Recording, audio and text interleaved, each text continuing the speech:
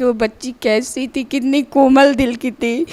वो किसी के साथ कोई उसका लड़ाई झगड़ा कभी नहीं हुआ था, लेकिन स्कूल वालों ने उसको 4 महीने में ही ऐसा क्रिमिनल बता दिया जैसे लग रहा है को बहुत बड़ा कुख्यात अपराधी वो, और उसको सजाए मौत दे दिए लोग। क्या मेरी बेटी ने इतना बड़ा अपराध नहीं किया था, कुछ भी था, मेरी बेटी को मेरे हाथ में जिंदा वापस कर दिए थे। लेकिन आज स्कूल के जितने लोग हैं सब लोग इस तरीके से बोल रहे हैं, मुझे इस चीज़ का बहुत दुख। स्टाफ थी वहाँ पे, जितनी मेड थे सब थे वहाँ पे। वहाँ पे जाने के बाद उनकी प्रिंसिपल ने सीधे गुस्से से बोला उनकी मम्मा को कि आपने घर पे अपने लड़के के साथ कुछ किया था क्या, डांटा मारा था क्या, सीधे यही क्वेश्चन किया गया। और उनकी मम्मा ने सीधे बोला आप हमको बात घुमाइए फिराइए ना, हमको ये बताइए हमारी बेटी कहाँ है।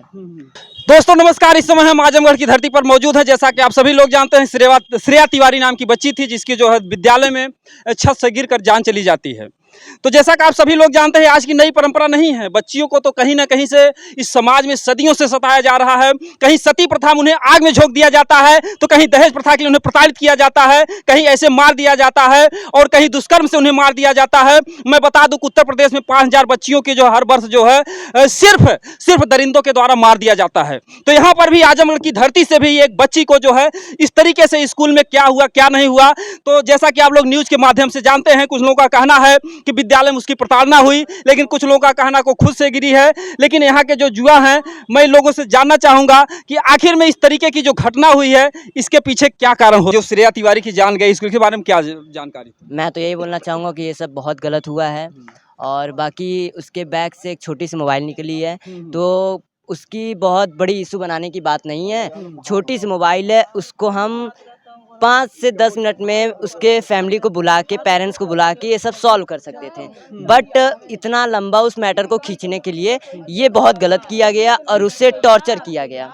टॉर्चर भी किया गया और उस लड़की के साथ 1 घंटे पूरे 90 मिनट उस कमरे में उसके साथ क्या हुआ क्या नहीं हुआ ये तो नहीं जानते हैं, लेकिन जो भी हुआ बहुत गलत हुआ और उस वजह से लड़की ने सुसाइड की। और ये भी नहीं कह सकती कि सोसाइटी की है, वो सुसाइड भी नहीं कर सकती है, मारा भी जा सकता है, ये भी हो सकता है।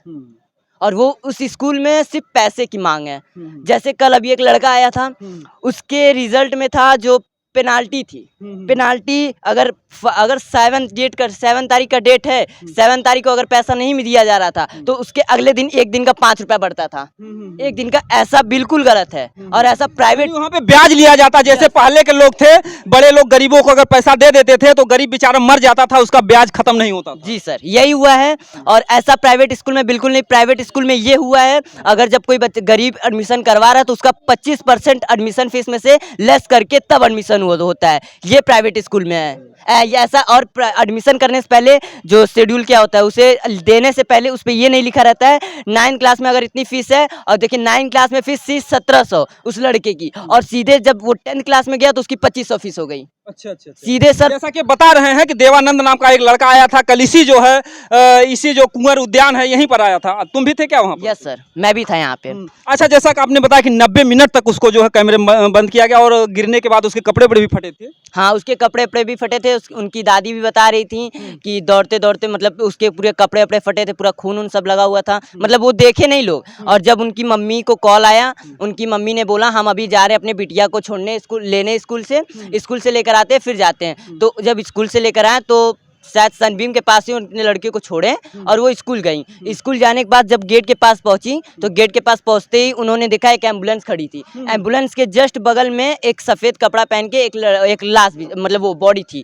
तो उसके बगल में कोई दुबे जी खड़े थे, जो लड़की के श्रेया के पिताजी थे, उन दुबे जी को जानते थे। तो उन दुबे जी को पूछा कि ये क्या श्रेया है, मतलब एक अलग सी फीलिंग आती है। पिताजी ने गुस्से से होके बोला नहीं, आपको सीधे प्रिंसिपल ऑफिस में जाना है। तो अंदर प्रिंसिपल ऑफिस में उनकी मम्मा वहाँ ने भी कुछ नहीं बोला, अंदर गई। अंदर देखी कि 4-5 लड़कियां बेहोश हुई, बिखलाती हुई थी। तो उनको स्कूल की तरफ से ट्रीटमेंट मिल रहा था, ऐसे ट्रीटमेंट किया जा रहा था। उनके टीचर कर रहे थे उन लड़कियों को ट्रीटमेंट कर रहे थे। तो उन लड़कियों में उनकी मम्मा ने पूछा श्रेया। तो उन लड़कियों में किसी ने श्रेया ने नहीं आवाज़ दी। वहाँ पे एक टीचर थे, उन्होंने गुस्से से बोला आप प्रिंसिपल ऑफिस में सीधे जाइए। तो प्रिंसिपल ऑफिस में सीधे वो गई। प्रिंसिपल ऑफिस में जाते पूरे 35 से 40 टीचर और सब कुछ टीचर 35 से 40 टीचर थे और स्टाफ थी वहाँ पे, जितनी मेड थे सब थे वहाँ पे। वहाँ पे जाने के बाद उनकी प्रिंसिपल ने सीधे गुस्से से बोला उनकी मम्मा को कि आपने घर पे अपने लड़के के साथ कुछ किया था क्या, डांटा मारा था क्या, सीधे यही क्वेश्चन किया गया। और उनकी मम्मा ने सीधे बोला आप हमको बात घुमाइए फिराइए ना, हमको ये बताइए हमारी बेटी कहाँ है, और हमारी बेटी नहीं है तो ये भी बताइए। तो आपको क्या लगता है कि जो है कि उन लोगों के द्वारा मार दिया गया श्रेया को? नहीं, ऐसा भी नहीं हो सकता है। और अब जो भी होगा वो तो कानून ही बता सकता है। कानून अब कैसे बताएगा? लोग बता रहे हैं, जैसे उन लोग मांग रहे हैं कैमरे की जांच पे, और बता रहे हैं कैमरा बंद हो गया था उस समय, कैसे क्या होगा? कैमरा तो सर 24 घंटा, और स्कूल में ऐसा नहीं होता है कैमरा वहाँ पे बंद हो जाता है। इतना बड़ा स्कूल है, कैमरा बंद होता है तो उनको बदलवाना चाहिए था। और कैमरा ऐसे एक्चुअली तुरंत बंद भी नहीं हो सकता है। तो जरूर इसमें कुछ, अगर कैमरा बंद कर दिए होंगे तो फिर बच्ची को कहाँ से न्याय मिल पाएगा? मिलेगा सर। हमारे न्यायपाल क्या बोलते, न्यायपालिका पर हाँ, न्यायपालिका में हमें बहुत भरोसा है सर, और अपने कानून पे भी बहुत भरोसा ऐसा है। भी कह रहे हैं कि बच्ची के जो परिवार वो गरीब हैं और स्कूल वाले काफी बड़े हैं, और ऐसे में उन पर ऐसा दबाव होगा कि वो न्याय नहीं पाएंगे। सर अगर देखिए झूठ को दबाने की बात है तो हमारी भागवत गीता भी इसीलिए बनी है, और हिंदू धर्म में भी ऐसा ही है कि झूठ को चाहे जितना भी छुपा ले सर, नहीं छुपेगा। सत्य में हो जाते, सत्य में हो जाते ही एकदम, यानी विजय होगी, जरूर होगी। जरूर विजय होगी, और हम लोग पूरा लड़ेंगे सर। और जैसे विवेक भैया हैं, उन्हीं के फैमिली रिलेशन में वो भी बहुत लड़ रहे हैं, और सब लड़ेंगे सर, पूरे जी जान से लड़ेंगे। अच्छा। पूरी कोशिश करेंगे। वो भी जो है मतलब कि आपकी बहन थी? हाँ, बहन सबकी है सर, वो चाहे वो रहे। आज अगर उस केस के लिए हम लोग नहीं उठेंगे तो कल कोई श्रेया तिवारी और मरेंगी, कल कोई और मरेगा, ऐसे होता रहेगा सर। यहाँ पर तमाम जुआ हैं, लेकिन ये हिम्मत आपने ही केवल जो है जुटाई इस तरीके से। आपको डर नहीं लगता? क्योंकि लोग डर रहे हैं कि वो स्कूल वाले काफ़ी बड़े हैं, हमको उठवा लेंगे, ऐसा कर लेंगे, वैसा कर लेंगे। आपको क्यों नहीं डर? सर यहाँ पे खुद अपनी ज़िंदगी किसी काम की है नहीं, तो सर डरने की क्या बात? क्यों ऐसा क्यों कह रहे हो? ऐसा ही है, डरने की क्या बात, जब अपनी ज़िंदगी नहीं भैया किसी का भी। गरीब है भैया ना, क्या बताए, जान दीजिए, छोड़िए।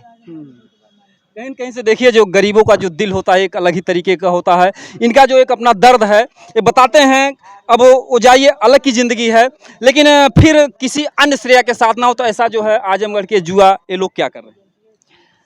अब सर देखिए, बहुत लोग तो इसमें सोच रहे हैं कि डर भी रहे हैं, और बहुत लोगों में हिम्मत भी है। और अगर जो लोग डर रहे हैं तो उनके साथ जरूर कल कुछ ना कुछ होगा, क्योंकि अगर उस माँ के साथ अगर कोई नहीं खड़ा होगा तो जरूर सर उसके साथ भी कुछ होगा, जरूर होगा। और सर अगर देखिए आज हम खड़े हैं तो कल हमारे बहन है, आप बेटे के साथ होगा तो कल हमारे साथ पूरा भारत खड़ा होगा। और आज अगर सर हम उनके साथ खड़े हैं तो जरूर हमारे जो भगवान है वो भी ये भी देख रहे हैं कि कौन किसके साथ कौन खड़ा है। ये साथ अब ये बहुत अच्छी बात। देखिए उम्र तो काफ़ी, भले ही, कितनी उम्र है बाबू तो आपकी? 16।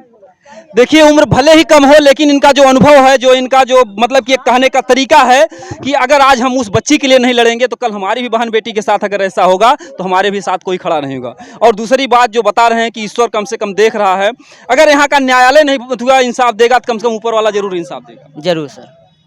क्या नाम बाबू तुम्हारा? निखिल उपाध्याय। और देखिए कहीं ना कहीं से इस बच्चे के जो है मैं जज्बे को सलाम करूंगा, और इसी तरीके से अगर सभी जुआ लड़ने